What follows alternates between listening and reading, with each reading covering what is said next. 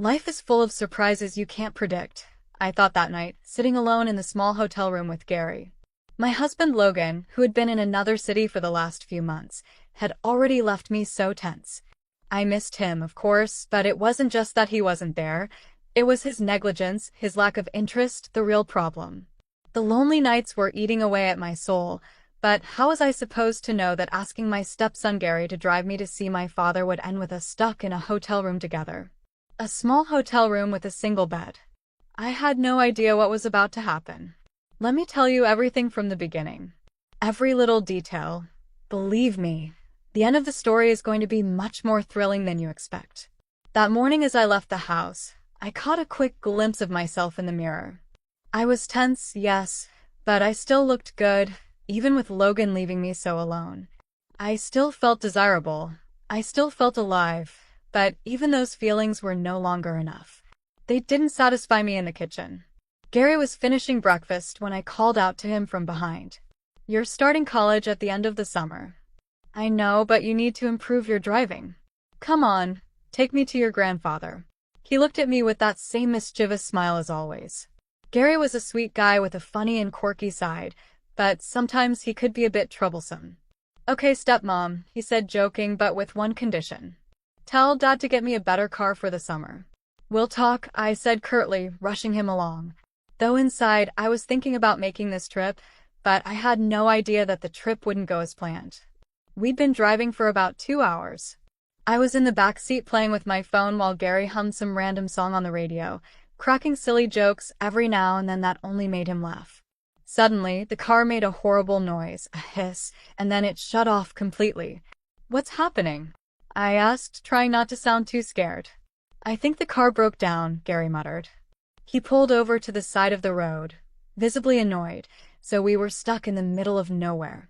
My phone had barely any signal, and there was no one to help us. We spent 2 hours arguing, calling every mechanic we could find, and trying to fix the thing. Finally, we had to accept the obvious. The only option was to spend the night at the nearest motel. At the reception desk, while Gary talked to the guy at the front, I stood behind him, frustrated as hell. If Logan finds out about this, he's going to go crazy, I thought. But curiously, at that moment, I didn't feel like it mattered much deep down. I knew this night was going to change things before this story gets even crazier. Subscribe to my channel and turn on notifications. Believe me, you won't want to miss the rest at the end. I'd love to see your support in the comments and with those likes when we get there. Room and I opened the door. All my expectations vanished. The space was tiny, barely big enough to turn around in, a bed, a nightstand, a dim and flickering light on the ceiling that made everything look dirty. The ceiling felt low, the air conditioner barely worked, and the only small window overlooked the parking lot. "This is it," I murmured, disappointed. Gary came in behind me laughing. "What did you expect?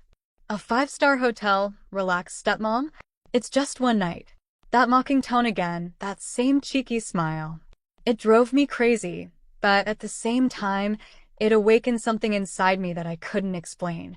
And though I hated to admit it, the idea of being stuck here alone with Gary tonight didn't seem so bad. Gary came in behind me laughing. "What did you expect? A 5-star hotel. We're only here for one night. Relax, stepmom." That mocking tone, along with that cheeky smile, only worsened my frustration, but at the same time, I couldn't say I hated Gary's carefree and relaxed attitude entirely. Being near him, though I'd never admit it, awakened something inside me, a kind of excitement I didn't fully understand.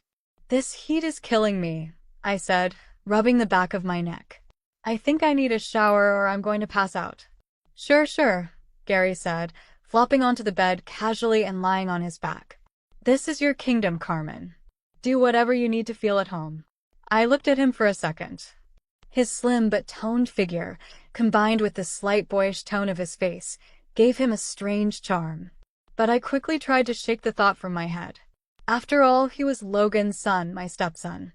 I went into the bathroom and closed the door behind me for a moment. I stared at my reflection in the mirror. My hair was sticking to my skin from the heat, but I still looked good. I still had that spark as I turned on the shower. I let the water run and stepped under it, hoping it would wash away the mess of emotions building up inside me. I'm 47 years old, I thought. And Gary's no longer a kid. He's 22. He's about to start college, and here we are, stuck together in this small hotel room for a couple of days. The thought unsettled and excited me in a way I couldn't describe. Logan flashed into my mind. Logan, I wanted to surprise you. I wanted to come see you to be with you, but now I'm stuck in this hotel room with your son, and I don't know how to feel about it. The steam from the shower filled the small bathroom. The heat relaxed my body while my mind raced. Gary's smile, his laid-back nature, awakened something unexpected inside me. Standing under the stream of water. I didn't know what that spark would turn into, but I knew something would change later. I decided to go down for dinner and clear my head a bit. I put on a light, flowy dress. It was perfect for the heat, but it also made me feel a little more at ease as I tried to shake off the strange tension. The hotel restaurant was simple but cozy, fitting for such a small place. I ordered a light meal and a glass of wine, hoping it would help me relax. The sun had set, and the hotel's streetlights glowed softly. Sitting there, I couldn't help but let my mind wander back to the room upstairs. I wondered what Gary was doing right now. Someone so restless and full of energy like him probably wasn't having much fun cooped up in a cramped room, but somehow that relaxed attitude of his, so carefree and effortless, drove me wild in a way I couldn't explain. When my wine was done, I gave one last glance to my plate and climbed the stairs with slow steps. When I got to the room, everything was so quiet. I opened the door, and the sight that greeted me left me momentarily breathless. Gary had showered and was lying on the bed in just a robe, completely uncovered. His robe slightly open revealed most of his slim, fit body. His damp hair fell over his forehead, and there was a faint smile on his lips as if he were dreaming. My heart started pounding. It was the last thing I expected to find. For a second, I froze by the door, not knowing what to do. Inside me, there was a strange mix of emotions. I felt embarrassed, but I couldn't look away from him. Carmen, what the hell are you doing? He's Logan's son. I scolded myself internally, but my eyes betrayed me. Drawn to the part of his robe that had opened more, what I saw stirred something warm inside me. The small size of the room only made things worse. There was no other bed. It was sleep next to him or spend the rest of the night in a chair. And with this heat, the idea of a chair seemed impossible. I entered the room slowly. Gary's rhythmic and steady breathing filled the space. I took a deep breath, trying to focus, but the chaos inside me made it impossible to think clearly. I had to pull myself together. It's okay, Carmen, I told myself. It's just one night, nothing more. This doesn't mean anything. I wanted to surprise Logan, and now I'm stuck here. Be rational. Stay calm. I took a few steps toward the bed and looked at Gary. The innocent expression on his face only made my already tangled thoughts even more complicated. I sat on the edge of the bed, wondering how I was going to get through the night. In the middle of the night, a soft sound woke me. I barely opened my eyes enough to scan the room. I noticed Gary moving in the bed. He seemed half asleep, running his hands through his hair and scratching his head lightly. I found myself watching him, but I kept my eyes only partially open, pretending I was still drowsy inside, though I was anything but calm. Then I felt his eyes on me. My heart started racing. He was looking at me. I tried to keep acting, maintaining the sleepy look on my face and staying still, but inside I was buzzing with energy. He undid the belt of his robe as he loosened it. It slipped from his shoulders, revealing more of his young, toned body. The way his muscles moved slightly with his motions sent a strange heat through me. I couldn't stop myself. At that moment, I realized two things. I had no control over what was happening, and a part of me didn't even want to stop it. Gary pulled some shorts from the closet, and while he did, he kept looking at me as if trying to figure out if I was awake. His gaze excited me even more. I tried not to give anything away, but at the same time, I let myself get carried away by the moment. After putting on his shorts, he didn't go back to the bed. He sat in the corner chair of the room and started watching me. Being watched with such attention was unsettling and moving, something indescribable inside me. I kept my eyes closed, pretending to sleep, but how long could I keep it up? In the end, I couldn't take it anymore and sat up. When my eyes met Gary's, I made sure my voice didn't tremble as I said, without hiding what I felt. "You're turning me on so much, Gary." I felt those words floating in the air. At that moment, I knew nothing would ever be the same. Gary's eyes flickered for a second. Then he took a deep breath and started speaking. "I don't know, Carmen," he said in a low but firm voice. "We've been living under the same roof for a while since my dad left. The more time we spend together, the more I feel for you. You might not realize it, but sometimes I can't hide the admiration I feel for you. Right now, this feels like a dream." His words caught me off guard, but they also awakened something inside me. He didn't look away. His eyes looked at me with an honesty and passion that completely captivated me. "I have to get up early to fix the car," he continued.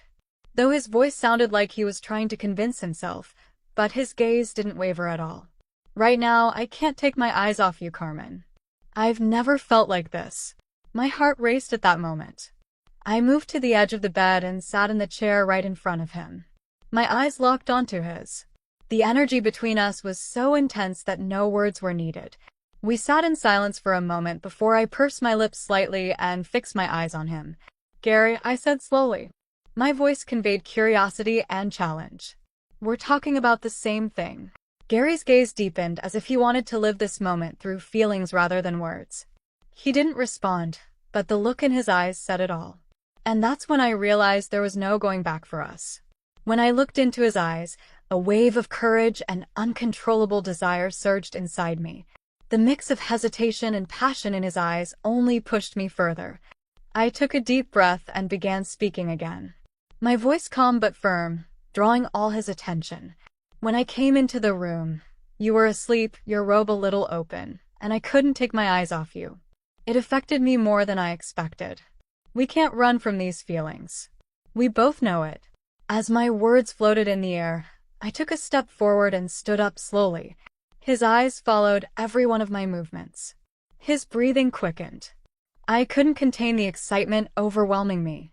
My fingers reached the sash of my dress, and as I untied it slowly, I could hear the change in his breathing with every move I made. "I think," I said, lowering my voice to a whisper, "we have to sort things out, Gary." I slowly lowered the zipper at the back of my dress. The fabric slid from my shoulders to the floor. The cool air brushing my skin only fanned the heat I felt inside. His gaze said it all. Surprise, admiration, and a pull. He couldn't resist. The silence between us felt like a bond. Our breaths merged without breaking eye contact. I took another step toward him and said in a low voice, "We'll see if we're really talking about the same thing." Gary's eyes stayed fixed on me, his expression firm and full of fire. Suddenly, he stood up without taking his eyes off me and turned on the room light. The soft glow filled the space. He approached and locked the door. My heart raced at that moment. I felt like the whole world had slowed down, leaving just the two of us. When he took a step toward me, my breathing quickened. He seemed to be trying to read my eyes, but at the same time, he was fully aware of the silent attraction between us. As he got closer, his hands found my waist, and the warmth of his touch felt like an electric current running through my body. Without a word, he leaned in. His eyes settled on my lips. I didn't object. I couldn't. All of this felt natural, like it was meant to happen. When his lips finally met mine, all the inner tension melted away. His kiss was slow and exploratory, but with undeniable passion. My hands instinctively reached his shoulders, feeling his strength and warmth envelop me. The space between us disappeared completely as our breaths mingled. That moment felt like an explosion of all the unspoken emotions between us. Gary's youth and energy clashed with the depth of the passion I'd carried for years. It was the beginning of something, a beginning both terrifying and thrilling. That night, there was no more hiding what we felt for each other. I fell back onto the bed, my body exhausted, but my mind racing. My breathing was still irregular. My foot brushed the fabric of my dress lying on the floor. I felt Gary's gaze on me. An intense and calm energy radiated from his look. A moment later, he crouched down and picked up the dress. His fingers brushed lightly where my foot had been. Even that simple action ignited me. As he held the dress for a second, I could see a flash of hesitation on his face, quickly replaced by determination. He set the dress aside. His hands moved to the edge of the bed. Slowly, he climbed onto the mattress. His movements careful and deliberate as he approached me. The expression on his face betrayed his feelings in equal parts, excitement and magnetic attraction. While he moved to the other side of the bed, I felt Gary's closeness. My heart was still pounding, and my breathing deepened when I saw him lean toward me. I realized that the distance between us had almost completely vanished. It was as if everything had reached a breaking point. There was no turning back. What I felt inside me at that moment was overwhelming. It hurt and excited me at the same time as I looked at the ceiling and could see Gary's face. He was fascinated by the way he brushed his hair back from his forehead with his hand. I could see in his eyes what Gary was feeling. He was flushed with excitement and so happy. I could see he was doing everything with great passion, and it moved me the way he was breathless. Gary had accelerated my emotions to the point that I was glad the car had broken down. "I'll never forget this hotel," Gary said with a trembling voice. His words came out forcefully, each one as heavy as a breath of air. His eyes were fixed on me, but his hands trembled slightly. His body was tense. His muscles contracted with every movement, a little more careful and precise, as if he wanted to preserve a memory. "Definitely, I don't want my dad to sell the car ever again," he added. After these phrases, he collapsed beside me. He closed his eyes without a word and waited for his breathing to recover. He was exhausted and didn't even have the strength to say a word. My legs wouldn't stop convulsing, and I didn't even realize how I fell asleep. The next morning, Gary came back with the car fixed and told me we had to pick up Logan and go to the city. While we were on the road, I was filled with regret and mixed emotions, but at the same time, there was excitement inside me. Looking at Gary, his eyes, his actions, everything about him affected me. Everything was so complicated, but I still didn't know what would happen. I couldn't decide between the questions in my mind and the excitement.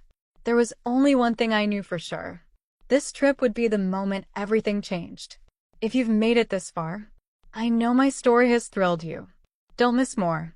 Press the follow button, turn on notifications, and join us by leaving a comment about this story. I can't wait to hear your thoughts.